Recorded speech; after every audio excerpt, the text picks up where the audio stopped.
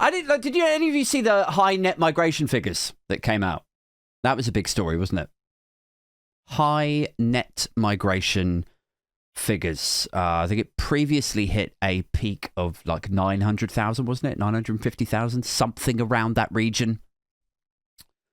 And, Reform obviously blasted the Tories about it when they were still in power, and those figures came out, and now the figures have come down very slightly.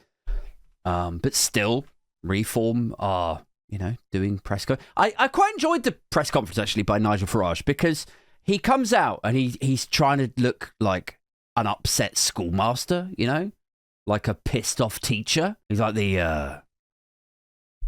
the figures that have come out this morning they are just disgusting. This makes me very unhappy indeed. Like, he really, trying to look disappointed. Really, like in his head, he's just like, "Ugh, it's the best news I've heard all week. Now I could go out there and pretend to be really angry about it. Get people G'd up." So he's out there pretending to be all cross about it. He's like, and then enough of the bad news, enough of the negativity. Then he welcomes Andrea Jenkyns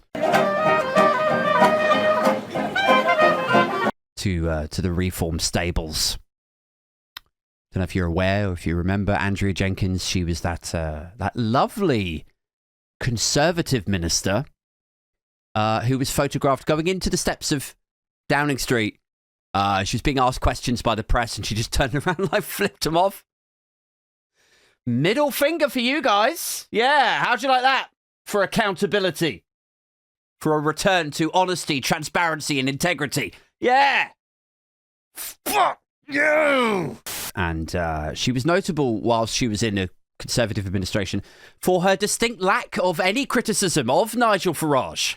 I mean, she was basically the first Reform MP before they even had any Reform MPs. Like, she was, So it comes as no surprise to see that she defected to Farage, to Tice, to Lee Anderson. The only surprise, really, was that it took her so long. But then, as somebody more eloquent and, switched on, plugged in than I pointed out, she wanted to get re-elected. She wanted to use that sweet, sweet CCHQ campaign money to get re-elected, have her face on the front of a, blue, Conservative flower thing, and all of the money that goes behind the Conservative leafleting and the door knockers and all that. Get yourself re-elected first, Andrea, and then defect was the idea. And it's worked out well for her, because now, she is re-elected, and now she can defect to Reform. And any of her constituents, if they're upset about it, they're going to have to wait another 4 years, aren't they? Another 4 years before they can get rid of it. But yeah, so Nigel Farage was, bizarrely, I think, strangely, cat that got the cream about this, welcoming her out to the stage in this net migration presser. Everyone was like, who's he going to welcome out here? What a mystery it is. I wonder who might be about to defect. Is it Andrea? Oh, it is Andrea Jenkyns. Okay. All right. Yes. Well, colour me shocked. But he welcomes her out to the stage, and he's showing her off like it's something worth bragging about, having Andrea Jenkyns on your team, really? This is a good thing for you. She's an asset, is she? Right. I was saying to my Patreons yesterday, I was like,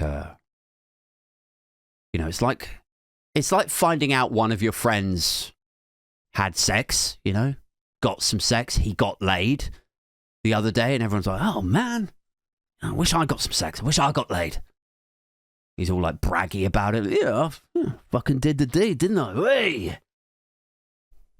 And then you find out that the person that he had intercourse with was his own uncle, right? It's not worth it changes it a bit. It's not worth bragging about, Nige. Just another morning